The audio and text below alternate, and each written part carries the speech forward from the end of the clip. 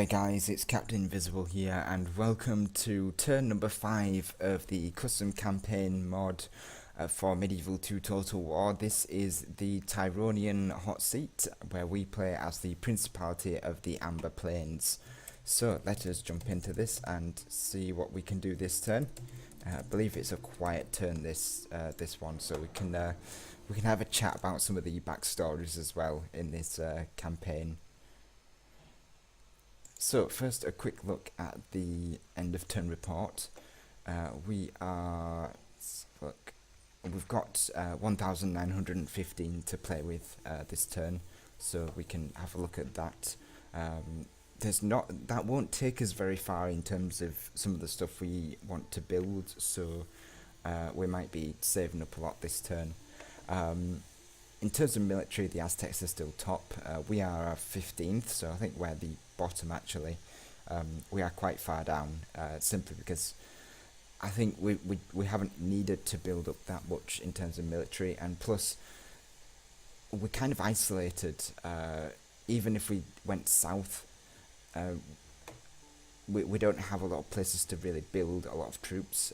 Only in the north can we build quite a lot of troops, and it's pointless building my troops up there and then having to move them down, with them costing us a lot as well. So that's the reason why we are kind of bottom militarily. Financially, the Pyramids are top. We actually did quite well last turn financially. I'll show you on the breakdown the scale, but we are doing quite well financially. Production, we are second to the Valdokian Empire, so that's quite good for us as well. Population, we are third. The Aztecs are top, and I believe the Valdokian Empire is second. So we are still up there with the big boys in terms of population.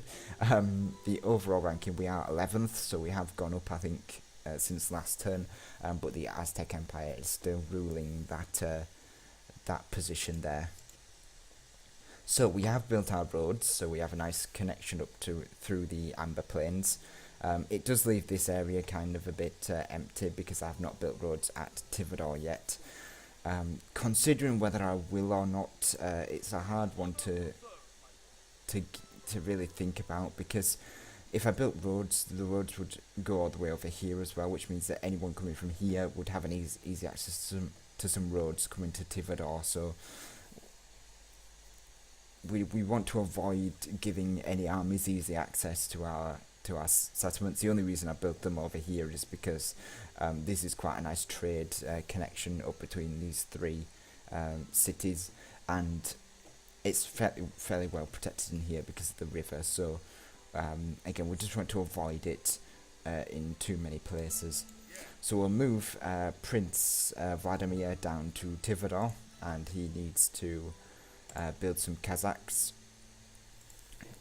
No, in fact, he doesn't need to build them, sorry. He needs to retrain these guys. There's no point in us building some new ones until we've retrained the ones we already have. And that will mean that these two Kazakhs are fairly fresh. Captain Vasily needs to come down here. What I might do actually for Captain Vasily is give him a general, simply because I don't want these guys rebelling. That would be basically half of my entire force rebelling in one go. These Kazakhs are so useful early on, and I've currently only got 2 of them here. So for these guys to rebel would really reduce my military below what it already is, which would be quite bad. We'll move our spy down as much as possible, get him forward, and then hopefully send him down here. The ballista is still in construction. It'll take it a turn to be constructed, and then sending it out, it'll take about 2 turns to get to this fort, which is going to be quite slow.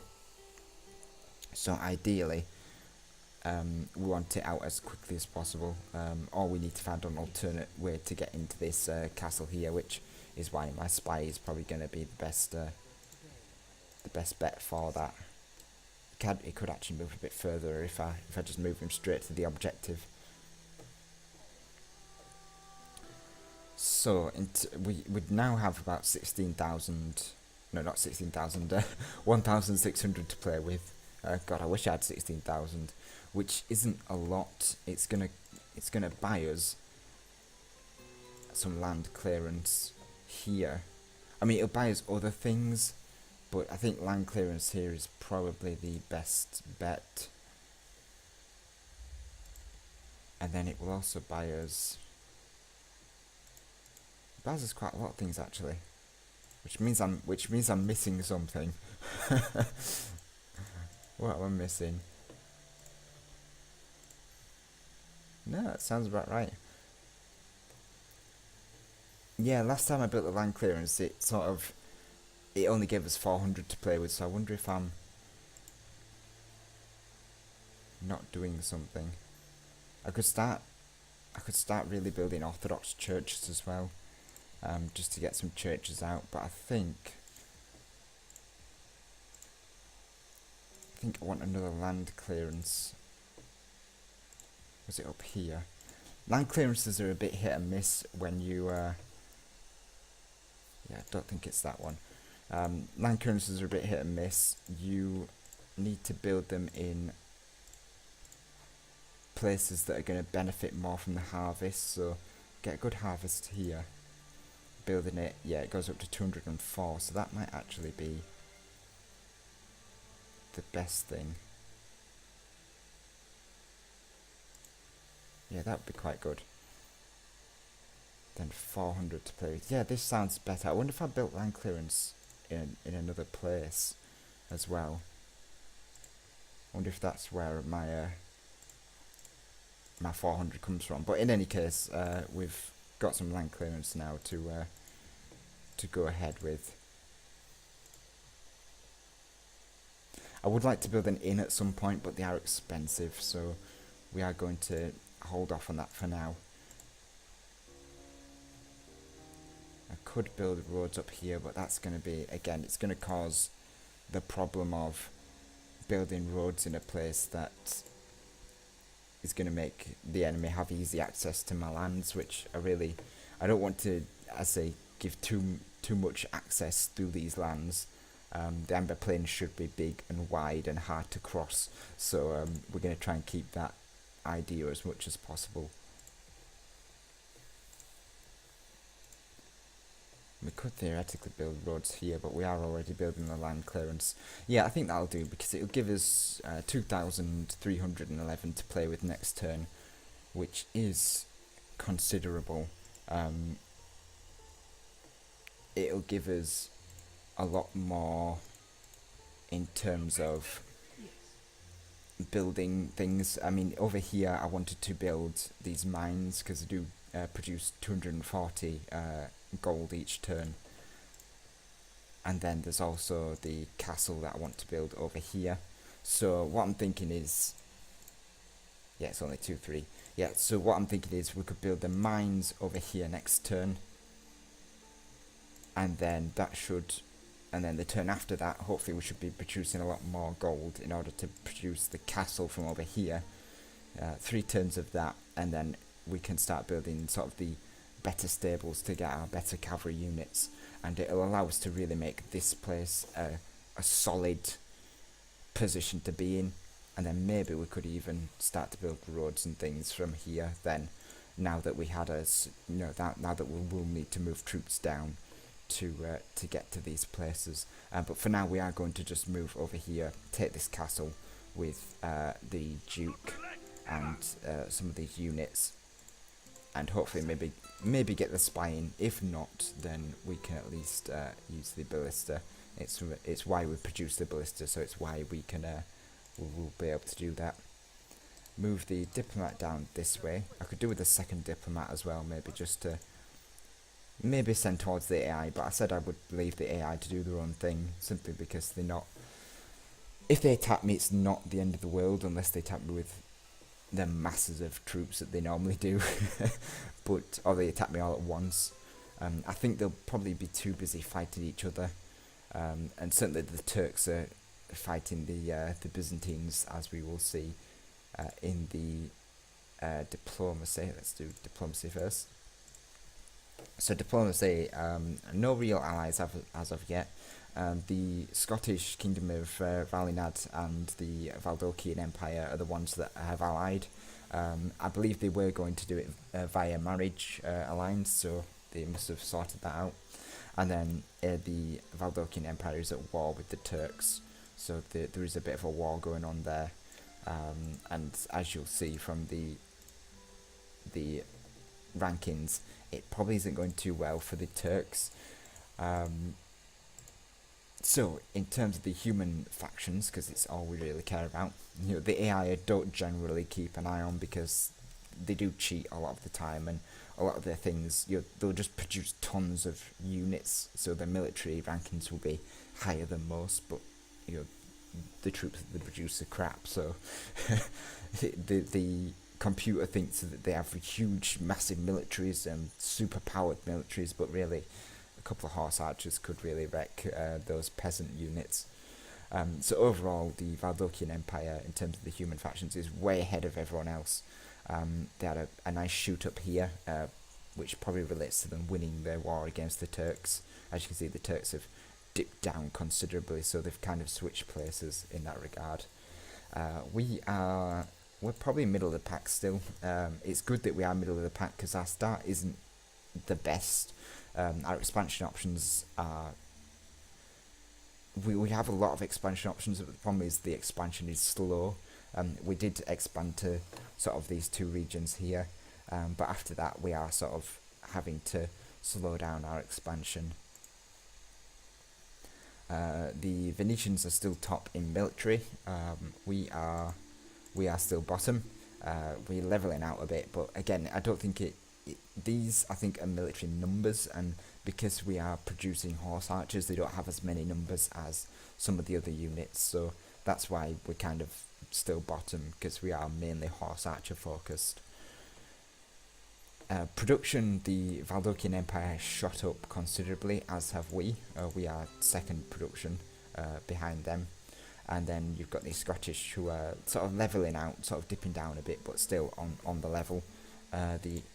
The Holy Empire of the Sunrise Coast just being on the level head, and the Spanish are coming up to meet them. So there is a lot of production over here with the Valdokian Empire and our own principality increasing in production. The poor Merchant Republic of Venice has dipped down considerably with the Papal States as well. They're both sort of down here, as you can see by the little white nodule there.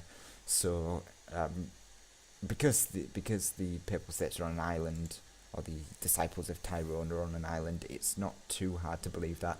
And with the military presence of the Venetians, they've obviously had to spend a lot on military as opposed to construction and things.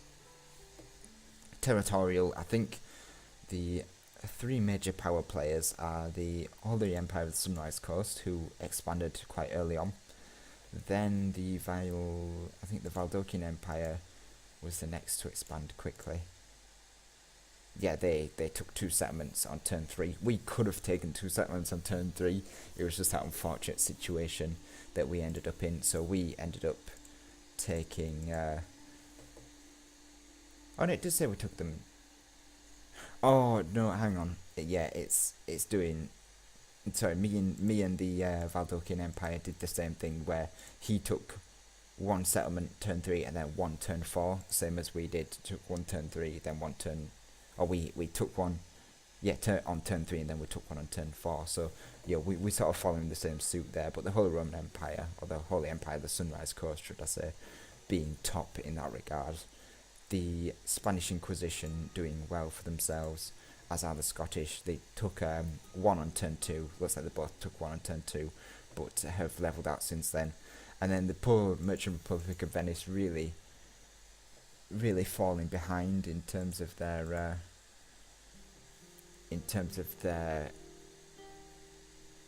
territorial ranking. It really does need to expand quickly. Just a quick look at that. He does have this river here, this river crossing, which is going to slow him down slightly, but I mean, he really needs to get out of this peninsula and into these lands. I know that there's the Moors over here that are going to want to stop him from doing that, and then there's the Turks up here. but he needs to push past this peninsula. In fact, he needs to really, if he gets a fort here, he can sort of block off the entranceway into here. A couple of forts here will block off this, and there's a river crossing there, but some forts here would be block off this area just in case the Valdokian Empire or even ourselves wanted to expand down this way and hem him in. Hemming yourself in here is going to be a terrible idea, so he needs to move out here quickly, because if he gets blocked off here, it's going to cost him a lot more than just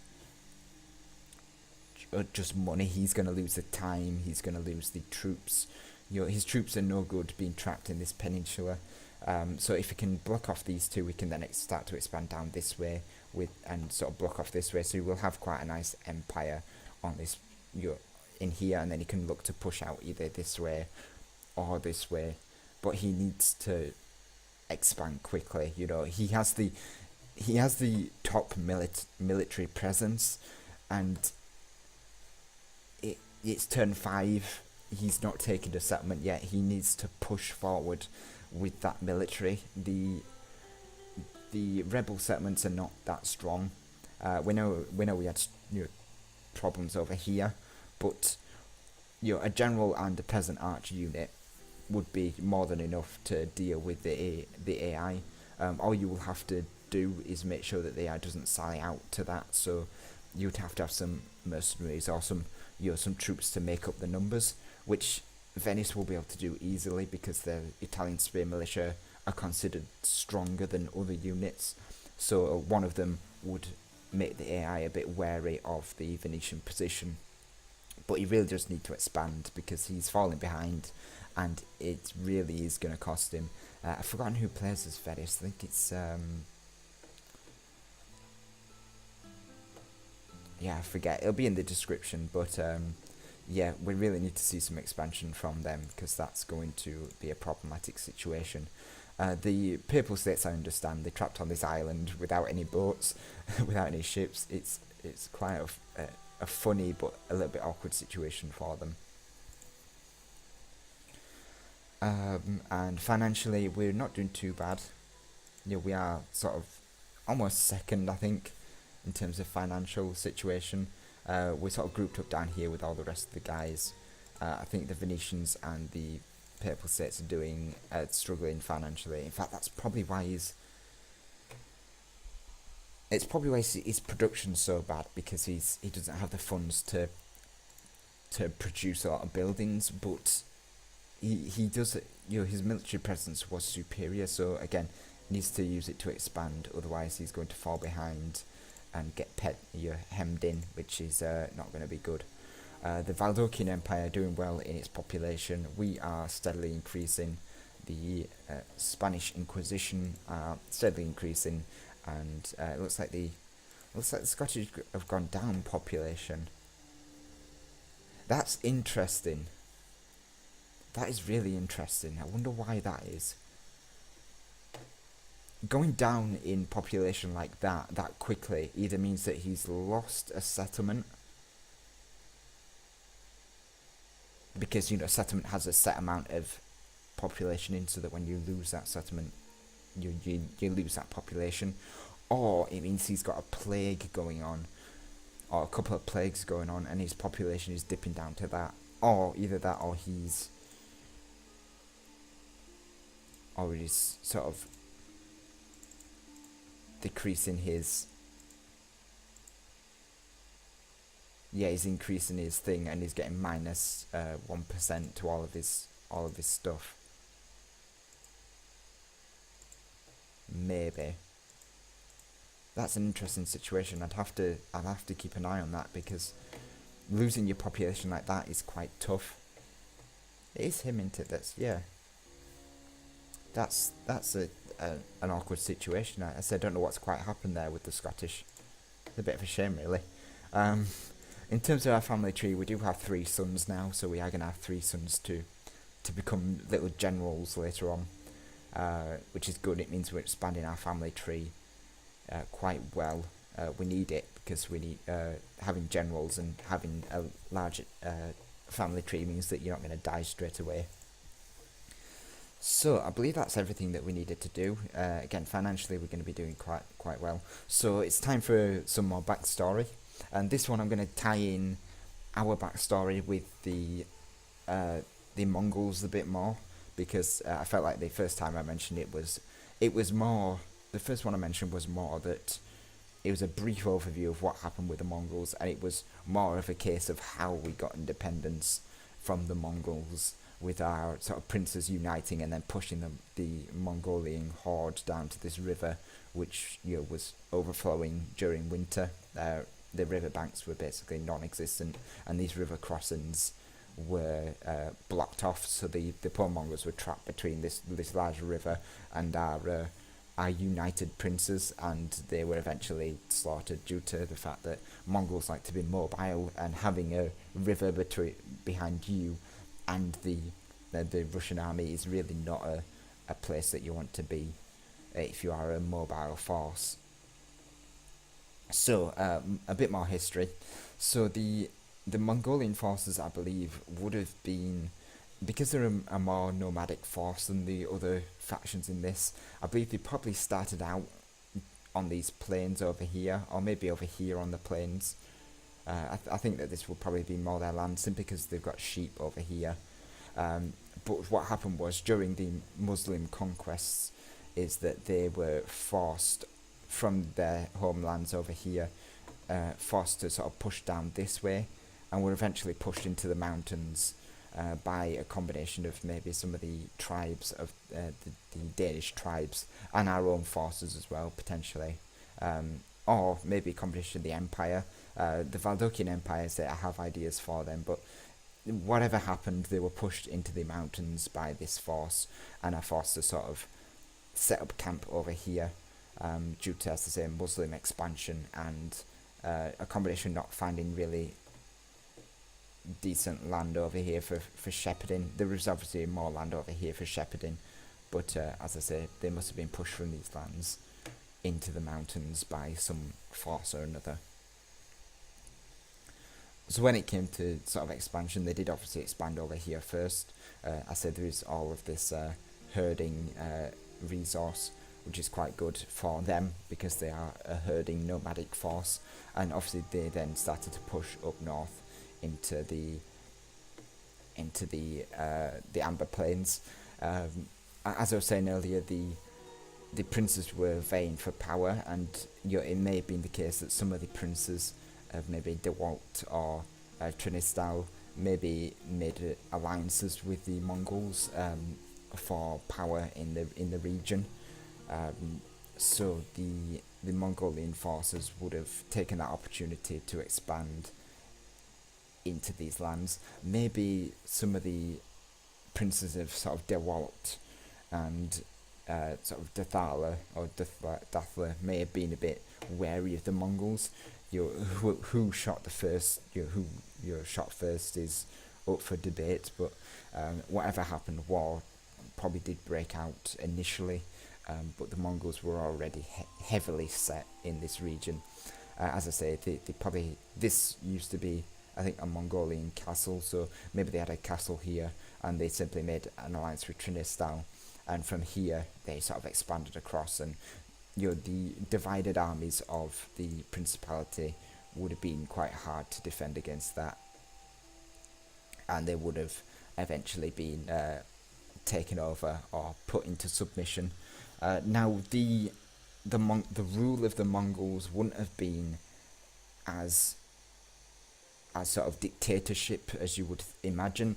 The Mongols were in our timeline, in our history, were actually very hands off.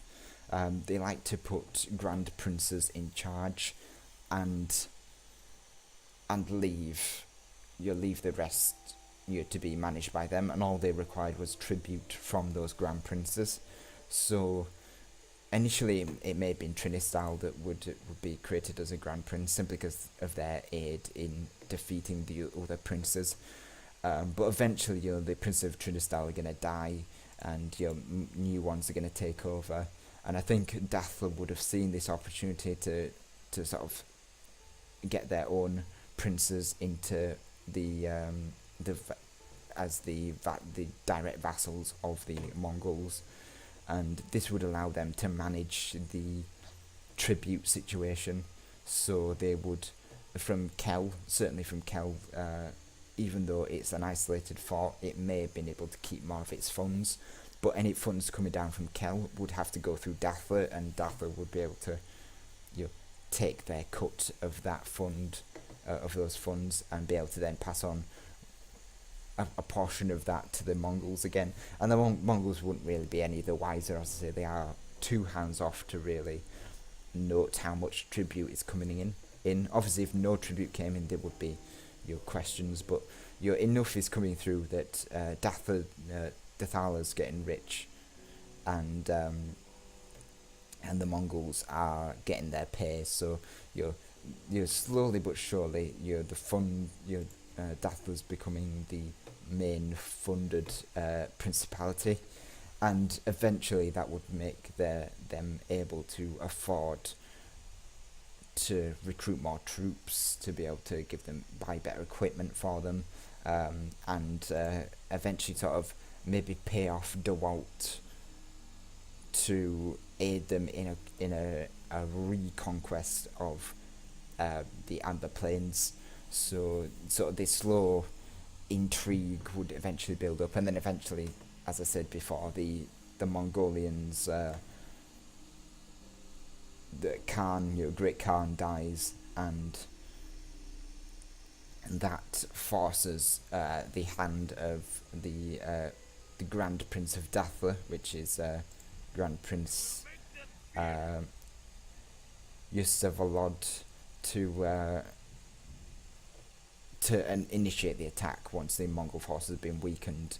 And they did this during winter, as I say, with the river being flooded, and with the help of DeWalt managed to push back the Mongols.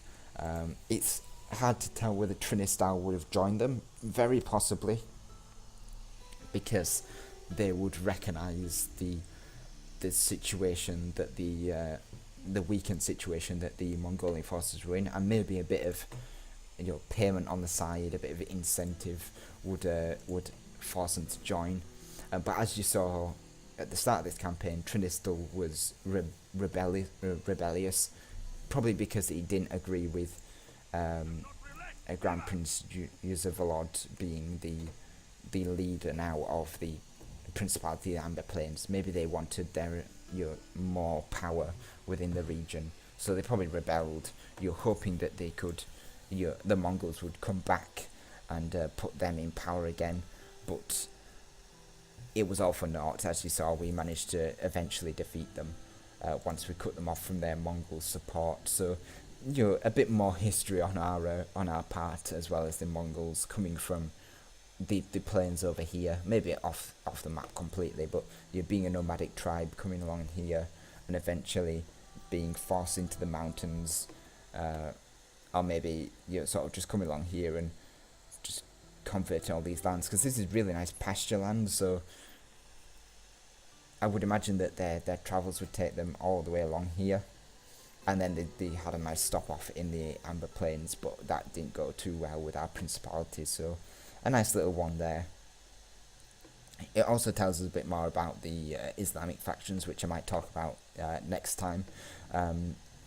My idea for them would be that they had a nice big Islamic empire, similar to what they did during our timeline with the Umayyad Caliphate. They would control all the deserts, and even sort of push as far up as the Turks have here. But obviously that didn't last, which large empires generally don't, even in our timeline. So quite a nice backstory for them.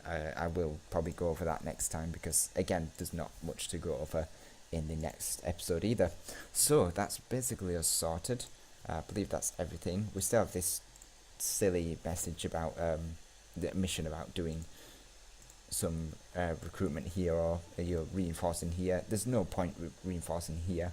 As I say, it's too far north. If it was down here, I would accept it, but yeah, not up there. It's too far away.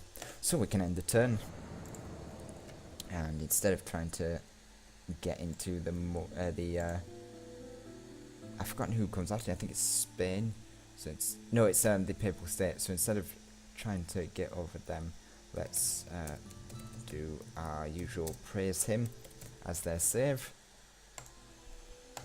Excellent. So that is our turn number 5. Again, quite a slow one. I think there's going to be a handful of slow ones over the next few turns until we get into Turkish lands. So yeah, just a nice slow one. We will go over more backstories and we'll try to incorporate everyone else's backstories into our own.